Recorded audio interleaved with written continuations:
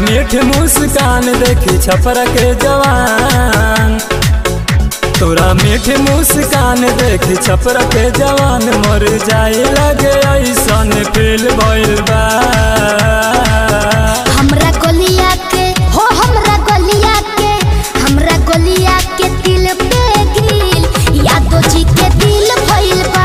हमरा गलिया के दिल पे गिल यादो जी के दिल भइल बा। ए बाबू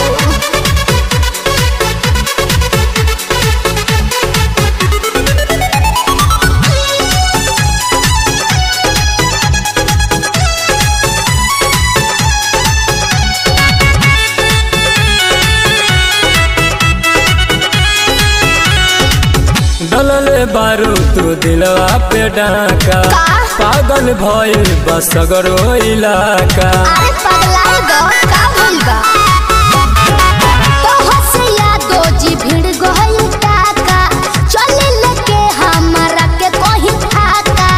दोनों काल काल नैन लूट लेल बाव चैन। अच्छा दोनों काल काल नैन लूट लेल बाव चैन, करे कजरा भी तोरे कतिल भइल बा।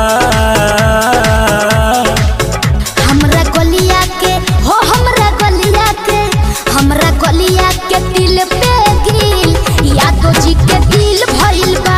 हमरा गलिया के दिल पे गिल यादो जी के दिल भइल बा।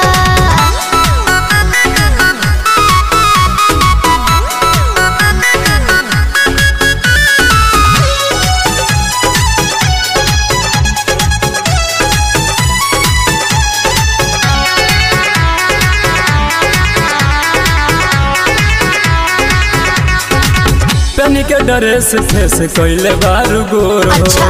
ललच दिनेश देखिए के पोर पोर हो। तनी समझाई उनका के तोहरे लबाई संगम सुघराई, चढ़ल जवनिया के खाली मलाई।